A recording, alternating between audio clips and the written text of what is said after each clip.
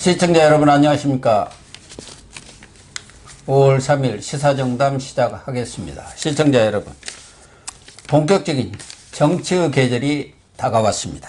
5월에 들어서자마자 윤석열 전 검찰총장의 정치 행보를 둘러싸고 각종 관측과 소문이 무성합니다. 서정욱 변호사님과 정치권 뉴스 정리하도록 하겠습니다. 서 변호사님, 예. 윤석열 총장의 이 침묵이랄까 집콕이 이렇게 상당히 장기화되면서 좀 일부에서는 피로감까지 든다 할 정도 얘기는 나오고 있습니다만은 워낙 윤석열 총장이 내공이 있는 분이고 또 외부의 그러한 조바심이랄까 이런 것에 대해서는 또 대범하게 대처를 하고 있는 것 같아요. 과거 추미애 장관한테도 그렇게 공격을 받으면서도 인내를 하는 그런 모습을 보이면서 야, 내공이 간단치 않구나 했는데 지금도 윤석열 총장의 거취를 둘러싸고 여러 가지 얘기들이 나오고 있습니다. 우선 오늘 발표된 리얼미터 여론조사 나왔죠. 예. 먼저 근데 그 리얼미터 여론조사부터 보면 예.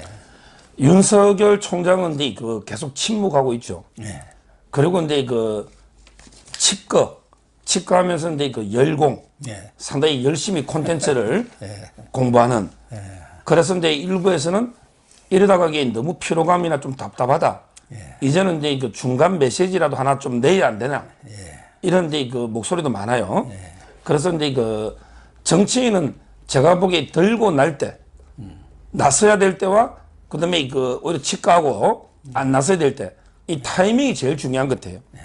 정치는 그 타이밍을 이게 제가 보기에 제일 못 잡은 게 안철수입니다. 예. 안철수는 이제 그 양보해서는 안 될 때 박원순하고 양보해버리고 또 이제 그 싸워야 될 때는 또 문재인한테도 양보해버리고 그리고 이제 나서면 안 될 때는 또 나서고 타이밍을 이게 가장 잘못 잡은 게 안철수거든요. 아마 윤 총장도 이제 그런 걸 종합해서 상당히 고심의 타이밍을 보고 있고요. 근데 문제는 이제 윤 총장의 침묵은 길어지지만 지지율은 이제 그 큰 변동이 없는 것 같아요. 아직은 이제 국민들이 상당히 기대감을 가지고 지지율은 보내고 있어요. 오늘 이제 그 오마이뉴스 의뢰로 리얼미터가 이제 조사한 걸 보면 여전히 이제 윤석열 32 30 넘죠?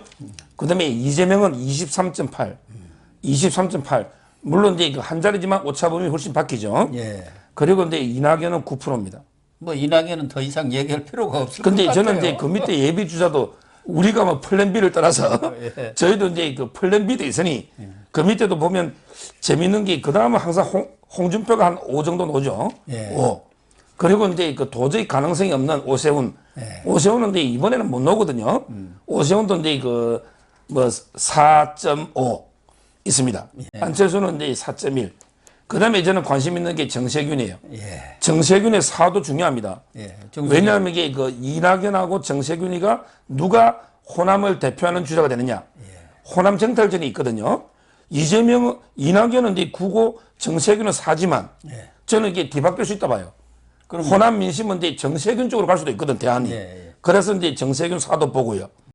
그런데 이재명 지사가 23.8 나오지 않았습니까? 그런데 전에도 뭐 말씀을 드렸습니다만은 이재명 지사는 지금 20에서 25% 이 박스권을 벗어난 적이 없어요. 그러니까 이재명의 한계는 바로 여기에 있다. 이렇게 볼 수가 있는 것이죠. 그러니까 여기에 중도층이 거기에 세를 몰아주지 않으면은 30%, 40%를 넘기가 지금 어려운 것이거든요. 근데 이거는 뭐 저는 어쩔 수 없다 봐요. 우리나라가 이제 그 보수하고 진보가 확고하게 있고요. 그리고 이제 그 스윙 보트 중간에 중도가 있는데 이 중도층이 이제 그 지금 보수 쪽으로 거의 결합이 돼 버렸잖아요. 그러니까. 그러다 보니까 이제 그 진보 좌파 쪽에 그 전체 파이가 자꾸 줄어들고 있죠. 왜냐하면 이게 중도 확장이 안 되는 거예요. 중도가 이제 보수와 결탁하고 있기 때문에 그러다 보니까 이게 전체 진보 좌파의 파이가 주니까 이재명도 이게 그 중도로 확장이 안 되는 거죠. 뭐 이재명이 이게 대깨문 쪽으로 확장할 수는 없잖아요. 그쪽은 이제 이낙연, 정세균이 있고 또 정의당이 있고 그쪽으로 이게 좌쪽으로는 확장이 안 되고 결국에 넓은 중도 보수까지 일부 놓아야 되거든요. 근데 그게 안 되다 보니까 왜? 이재명 등이 문재인하고 같은 책임을 질 수밖에 없잖아요. 예. 그 점에서 저는 이재명의 지지율이 확장을 못하고 계속 이 박스권에 갇혀 있는 게 그 이유다 이렇게 봅니다. 예. 그럼 그렇다 하더라도 지금 윤석열 전 총장이 열공을 한 지가 꽤 오래됐습니다. 3월 4일인가요? 그때 총장 물러난 뒤에 지금까지 3월, 4월 이렇게 되니까 한 두어 달간 공부를 했는데 일종의 대통령 과외 공부한 거죠. 대통령 후보가 되기 위한 쪽집게 과외가 아닌가 하는 생각도 저는 들더라고요. 꼭 필요한 사람들만 이렇게 좀 만나고 그런 것 같아요. 그렇죠. 지금 이제 그 보면 일단 전체적으로 이제 그 우리 국정 전반에 대해서 정치가 뭔지, 내가 이제 정치를 해도 되는지 이런 이제 그 총괄적으로 김영석 교수 철학자 있잖아요. 100세를 살아보니 김영석 교수하고 이제 그 면담을 처음 했잖아요. 그리고 이제 분야별로 강론으로 들어갑니다. 들어가서 이제 그 우리 정성국 교수 있죠. 그분은 이제 그 주로 이제 노동 문제 또는 이제 그 복지 있잖아요.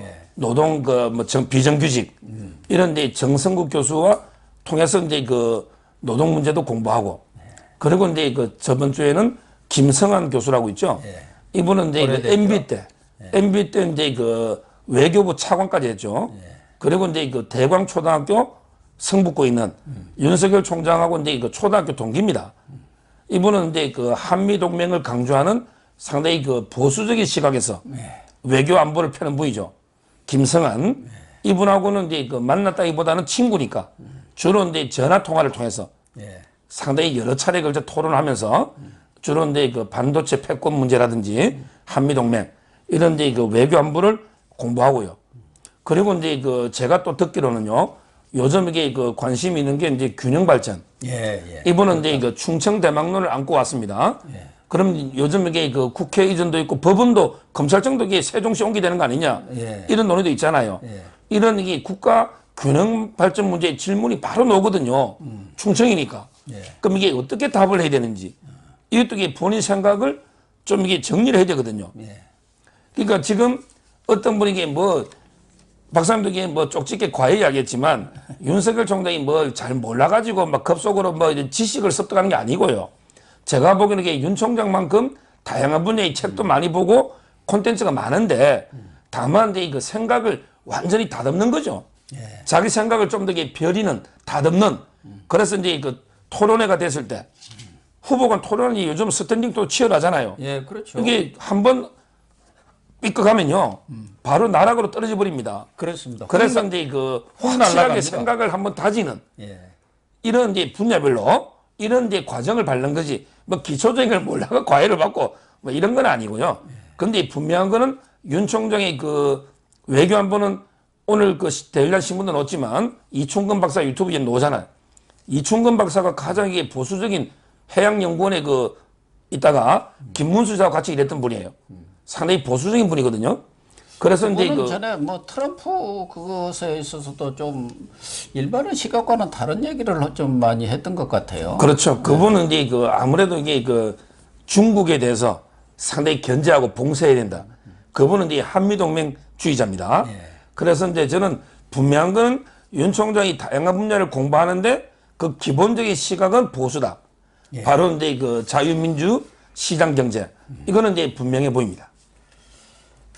그런데 윤석열 총장이 또 정치적 감각을 넓히기 위해서 유튜브 이 채널도 좀 보는 것 같아요. 물론 뭐 일반 종편이라든가 또 공중파도 보겠지만 고영신 TV도 열심히 본다는 소문은 들었는데. 그거는 이제 그 옛날에요.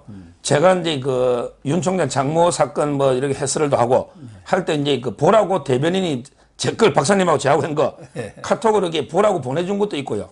많이 이제 그 보고 있고 오늘 신문에 보니까 신지호도 이제 본다고 써놨던데 신지호 것도 있고 이제 또 신지호, 이현종, 장해찬이 세 명이 하는 게 또 새로 있는 것도 있고요. 아마 다양한 이게 유튜브를 보는 것 같아요.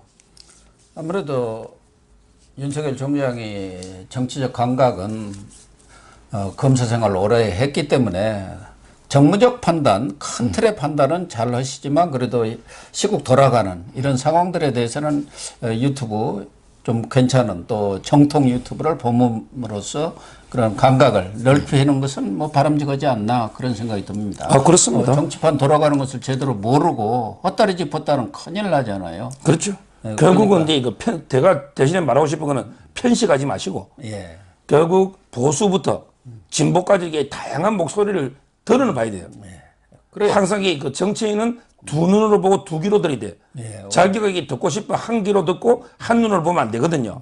그래서 저는 다양하게 넓게 듣기는 듣지만 그러게 결론은 보수 시각이든 자기만의 뭔가 이게 그 확실한 신념, 가치 체계는 이제 가져야 된다. 이래 보는 거. 이제 지금 5월은 본격적인 정치 시즌이 돌아온 것 아닌가. 왜 그러냐면은 민주당도 이제 지도체제 정비가 끝났어요. 네. 국민의힘도 원내대표가 선출이 됐고 뭐 5월 말 6월 초쯤에는 당대표도 선출이 되기 때문에 여야 또 청와대까지를 포함한 이 정치권의 움직임도 활발해질 뿐만 아니라 또 대선 주자들도 정세균도 이번 5월 달에는 중순경에 이 대권 도전을 선언한다고 하고 있고 대권 주자들의 움직임이 지금 빨라지고 있지 않습니까? 어차피 여권 같은 경우는 9월에 지금 예정대로 한다면은 경선을 치러야 하기 때문에 사실상 대선 후보들은 경선에 대비를 해야 할 그런 상황이고 다만 이제 국민의힘 야권은 11월로 되어 있으니까 좀 시간 여유는 있습니다만은 과연 윤석열도 어느 시점에 이 정치 입성이랄까 입문의 그런 공식적인 그런 행보를 시작할 것인가가 지금 또 관심사 아닙니까? 옛말에 이 봉황도 날짜를 놓치면은 장닭이나 꽁만 또 못하다 그런 말이 있습니다. 그러니까요. 그렇기 때문에 대권 후보도 자기가 딱 들어가야 할 시점, 입당이면 입당, 또 정치의 출발을 언제 해야 할지 이 시기라는 게 타임, 이게 정말 중요하지 않습니까? 그렇죠. 그런 점에서 지금 5월설도 나오고 또 국민의힘이 지도체제 당권 그 경쟁이 끝나는 새 대표가 선출되는 이후인 뭐 6월, 7월설도 나오고 있는데 어떻게 보세요? 제가 이제 이런 질문을 너무 많이 받아 종편에 나가면요. 그렇죠. 근데 문제는 이제 김종인 위원장이죠. 예. 김종인은 이제 5월 중순쯤에 하지 않겠냐. 네, 오래전부터 그렇게 KBS에서 이제 어제 또 이야기를 했죠. 예. 김종인은. 근데 저는 개인적으로요.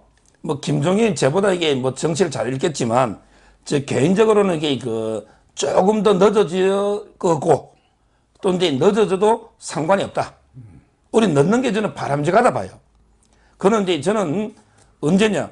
그러면 제가 보는 거는 이게 국민의힘의 당대표 지도부 있죠. 요거는 이제 정해지고 나서 움직여도 된다.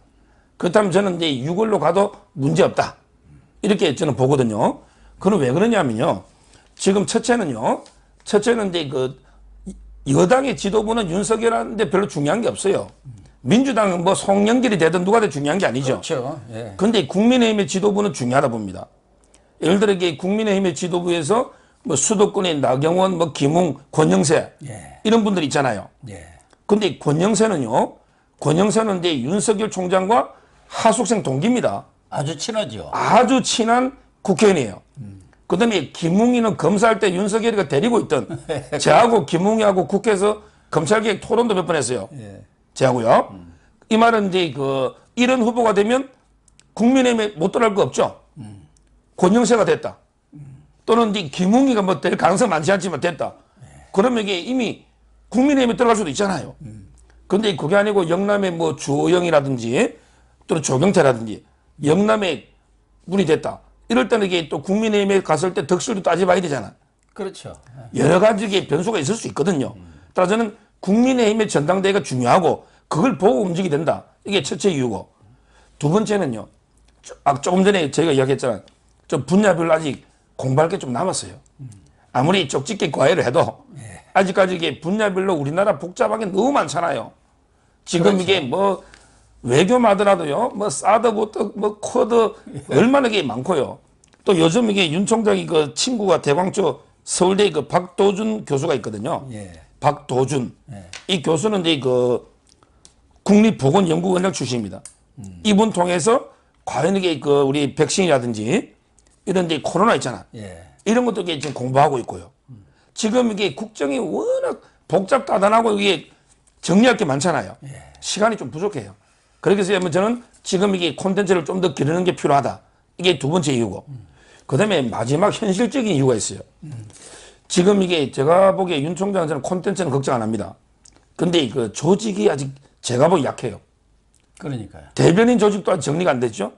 지금 이게 도와주겠다는 사람은 막 줄을 서 있는데 인산인해를 이루는데 제대로 이게 윤 총장이 분야별로 누굴 쓸지 아직 참모라든지 조직이 정비가 안 돼 있거든. 그럼 이게 시간이 걸리잖아요. 조직 문제. 그 다음에 현실적으로 빨리 놀수록 매를 두드려 맞고 작은 문제. 이런 현실적인 문제가 세 번째 있고요. 그 다음에 저는 마지막으로 제일 중요한 거는요. 1위 주자하고 밑에 그 군소주자하고는 전략이 틀립니다. 정세균이나 군소주자들은 지금부터 빨리 움직여야지. 윤 총장은 이게 가만히 있어도 지금 1위인데 굳이 뭐 서두를 필요는 없거든요. 이런 네 가지 이유로 저는 이게 6월로 갈 가능성이 높고 그게 맞다고 봐요. 그런데 뭐 한 달 사이에 뭐 큰 뭐 조금 일찍 나오든 늦게 나오든 문제가 되겠습니까? 또 하나는 경우에 따라서는 5월에 어떤 정식 뭐 정치 입문이라든가 대권 도전 선언을 안 한다 하더라도 이제 공개적인 행보 지금은 완전 직거 상태인데 어디 무슨 공식적인 행사에 나간다든가 뭐 그런 가벼운 그런 행동을 시작하면서 이제 6월이라든가 7월 그 무렵에 상황 전개를 보고 최종적인 이제 대선 후보 출마 도전 의사를 표명할 수도 있지 않겠냐. 그래서 김종인 전 비대위원장도 5월쯤에 어떤 의사 표명이 있을 수 있고 본격적으로는 6, 7월에 이제 윤곽이 드러날 것이다. 그렇게 보는 것 아니겠습니까? 그렇죠. 저도 이게 그 워밍업 정도 차량도 이게 너무 급발진하면 그러니까 사고 날 수가 있으니 합니다. 워밍업 조금 그거는 이제 그 전에 선거할 때도 아버님 모시고 가가지고 뭐 선거도 했고요. 뭐 몇 번 이게 메시지가 있긴 있었는데 조금 더 이제 구체적으로 너무 이게 또 답답해하는 사람들이 많더라고요. 아니 그러니까 그 의사 표명은 본인이 의사 표명을 안 하더라도 지금 말씀하신 대로 참모진이 구성이 안 됐다는데 예를 들면 이쪽에 대변인이랄까 그 공보팀은 이런 사람으로 하겠다. 그렇게 발표하는 것 자체가 의사 표명입니다. 아니 대권 도전하는 사람이 무슨 공보팀이 필요하고 그러겠습니까? 그러니까 자기의 어떤 직접적인 정치적 의사 표명이 아니라도 그런 간접적인 뭐 공보팀이라든가 정무팀이라든가 이런 쪽을 이렇게 뭐 발표를 한다든가 우선 뭐 언론과의 관계 그런 것에 대한 소통의 창구로서 대변인을 임명을 한다든가 그렇다 한다면 그게 바로 정치적 의사 표명이죠. 그런 것은 얼마든지 5월에 할 수 있는 것이고 어디 뭐 무슨 토크쇼를 본격적인 토크쇼는 아니라도 가벼운 어떤 대담 프로를 나간다든가 그런 것도 할 수 있거든. 워밍을 좀 할 수 있는. 그렇습니다. 그래서 5월에 저는 가능하다고 보는. 그렇죠. 뭐 윤 총장님에게 유튜브 보시면 박사님 조언을 좀 잘 참고하시면 좋을 것 같고요. 다만 이게 그 대변인이라든지 공보팀이 엄청나게 중요하잖아요. 중요하죠. 그런데 이 구성이 아직 좀 준비가 안 된 게 아닌가 제 생각은요. 왜냐하면 이게 제가 듣기로도 뭐 여러 신문사 출신들 전직 기자들 있잖아요. 이분들이 도와주겠다고 오는데 근데 그분들이 왔을 때 어느 한쪽에 쏠려버리면 분명히 반대급부가 있거든요. 예를 들어 이제 뭐 조중동 출신을 공보팀장 썼다. 그럼 이게 아무래도 저쪽에 경향 한겨레 또 이쪽에 진보 쪽 있잖아요. 이쪽에 좀 반대할 수도 있는 거고 그 반대도 경우고 정말 이게 훌륭하고 모두를 포괄할 수 있는 적임자가 아직 안 보이는 게 아닌가 이런 생각이 들어요. 공보팀도 윤석열 총장 같은 경우는 꼭 그 고정관념으로 언론인을 꼭 써야 한다. 그럴 필요는 없습니다. 언론인 중에도 기존의 큰 언론 말고도 뭐 인터넷 언론인도 있을 수 있고 여러 가지 언론이 지금은 다양하기 때문에 그런 데 있을 수도 있고 또 공보를 오랫동안 했던 뭐 정부 관료 출신이라든가 이런 사람도 쓸 수 있는 겁니다. 그런 사람들이 오히려 더 매끄럽게 언론 관계를 할 수 있는 그런 역량이 있는 분들도 많기 때문에 꼭 어디 조중동을 쓴다면 또 보수하냐 또 무슨 진보 쪽에 쓴다면 왜 저렇게 썼을까? 뭐 여러 가지 해석이 나올 수도 있고 논란이 빚어질 수도 있는데 그런 것을 뛰어넘는 새로운 시각에서 접근할 필요는 있는 겁니다. 그렇습니다. 예. 그런데 가장 큰 고민은요. 좀 이게 그 윤 총장 주위에 훌륭한 분들 중에 법조인이 많거든요. 평생 법조계를 놓았으니 예. 대학 동기들도 서울대 법대 아닙니까? 교수들도. 그 다음에 전직 총장들.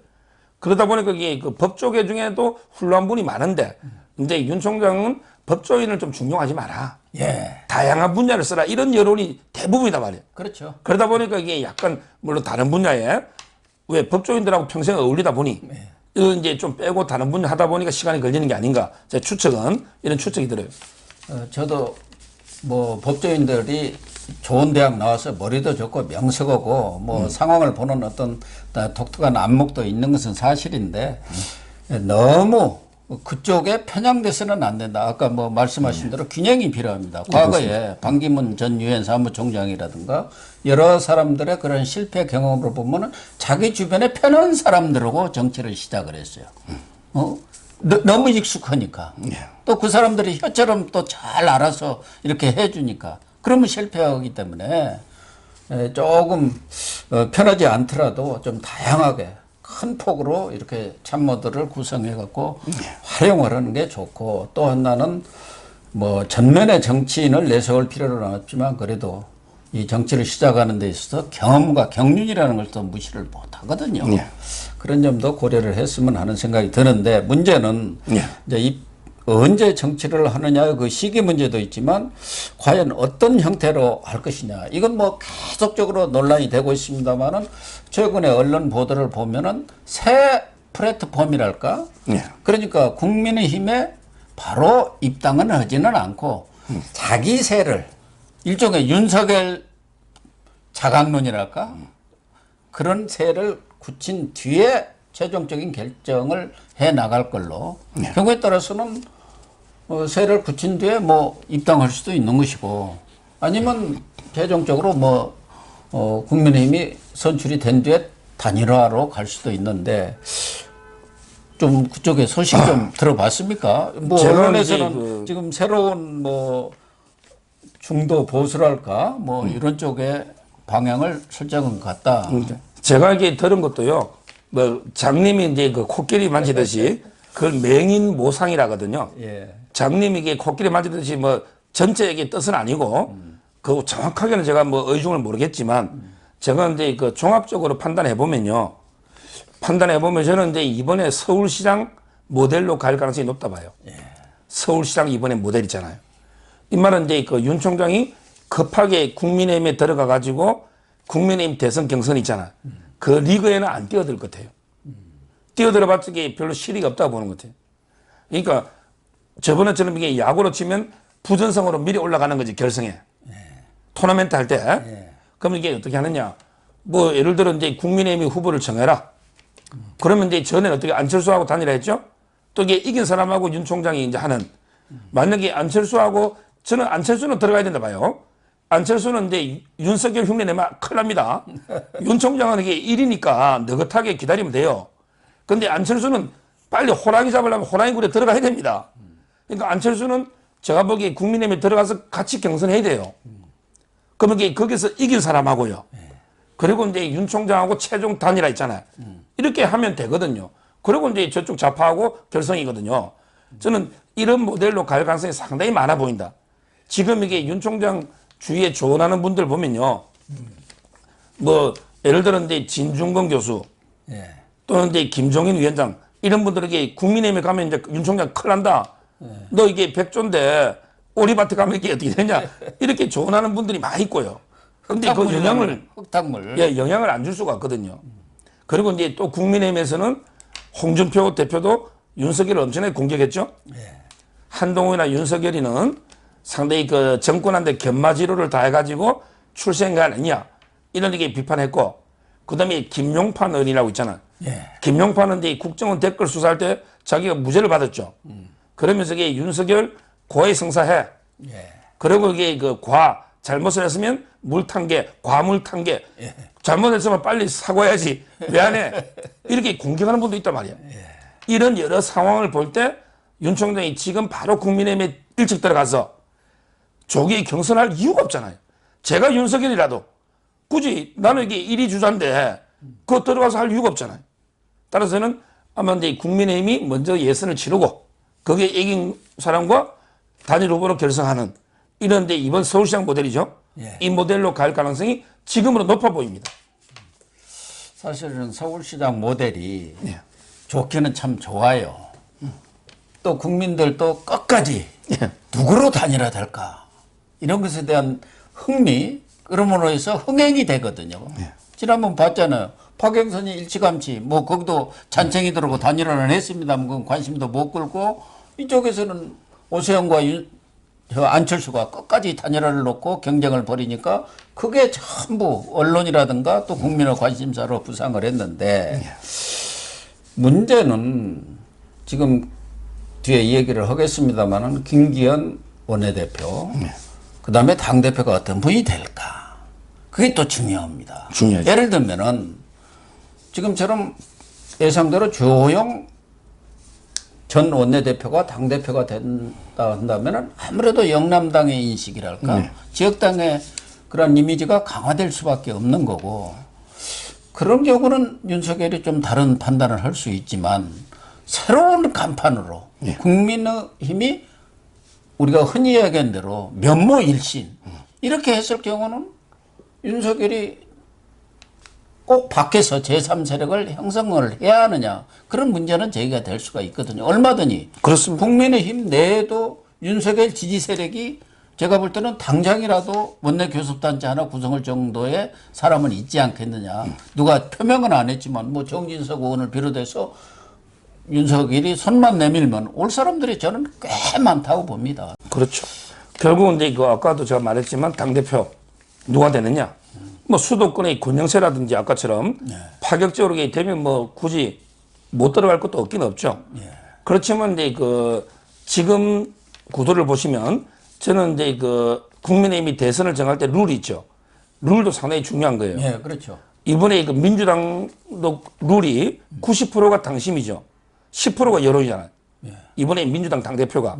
지금 이게 국민의힘의 대선 후보는 제가 알기로 이게 50% 당심, 50% 민심 아닙니까? 그렇다면 이게 윤 총장으로서는 상당히 모험이죠. 아무래도 이게 당심은 없잖아, 기반이. 당심은 없잖아요. 그럼 이게 민심 50%인데 만약에 나중에 그게 아니고 단일 결선 투표를 한다. 이때는 여론조사를 할 수밖에 없잖아요. 이번에 서울시장 모델은 어차피 이게 단일화는 여론조사 외에는 방법이 없잖아요. 그럼 이게 더 안전하게 이길 수 있거든요. 당신 반영하는 것보다. 이런 것도 이게 고려해보고, 뭐 저는 모든 걸 종합해서 그래서 이게 지도체제 개편을 보고 누가 당대표가 되고 어떻게 흘러가는지 또 이게 룰 어떻게 되는지 보고 이게 판단하지 않을까 이렇게 생각이 되는 거죠. 바로 입당을 한다든가 또 제3세력을 형성한다든가 다 장단점이 있어서 지금 상황의 변화를 봐가면서 윤석열 총장이 결단을 내려야 할 부분이 아닌가 그런 생각이 듭니다. 그러니까. 그리고 근데 윤 총장도 검정의 칼날을 피해갈 수는 없거든요. 예. 모든 게 침묵할 수는 없잖아요. 가장 이 곤혹스러운 질문이 있을 거예요. 뭐냐면 이게 그 박근혜 대통령 탄핵이나 수사 대석이 어떻게 생각하느냐. 이런 이제 질문을 안 받을 수가 없거든요. 그래서 저는 그렇게 생각해요. 탄핵은 윤 총장으로 저는 무관하다 봐요. 탄핵은 이제 이미 그 국회에서 의결해서 다 이게 그 헌재에서 이게 다 재판관들이 만장일치로 해버린 거 아닙니까? 그런데 윤 총장과 탄핵은 관계없고요. 그래서 윤 총장도 중앙일보 보도를 보면은 탄핵하고 나하고 무슨 관계가 있느냐. 그것에 대해서 내가 꼭 사과할 일이냐. 그런 입장 표명을 한 것 같아요. 그 다음에 이제 그 수사 부분은요. 수사 부분은 이제 그 박영수 특검에서 수사팀장으로 실무 일한 거는 맞고요. 그리고 이제 그 이후에 중앙지검장 하면서 보수 많이 수사한 건 있거든요. 그 점에 대해서는 이제 뭐 또 무죄율이 높은 거 아니냐 이런 또 비판도 일부 있어요. 따라서 이제 그 수사에 대해서는 뭐 유감 정도를 표할 수는 있을지 모르겠는데 탄핵에 대해서는 이게 또 본인은 책임은 없지만 그렇게 정당하다 생각하냐 아니다 생각하냐 이런 질문이 나올 수도 있잖아. 다양한 질문이 나올 수 있기 때문에 거기에 대해서 뭐 어떤 답을 하든 제 말에 준비는 철저하게 해놔야 된다. 또 이게 옛날에 황교안 대표도 이게 세모처럼 이야기 잘못했다가 이쪽 저쪽 비판받은 적이 있어요. 만약에 탄핵이 세모가 돼버렸지 않습니까? 그러니까 탄핵이 저는 정당하다고 했을 때 또 박근혜 지지층이 어떻게 볼지 또 이게 부당하다 했을 때 또 중도나 저쪽에 세력이 어떻게 볼지 잘 고민해서 이게 그 뭐 우문인지 모르지만 현답을 준비해야 됩니다. 옳은 말씀입니다. 일단 뭐 윤석열 총장 얘기는 이런 정도로 예. 마무리를 하고요.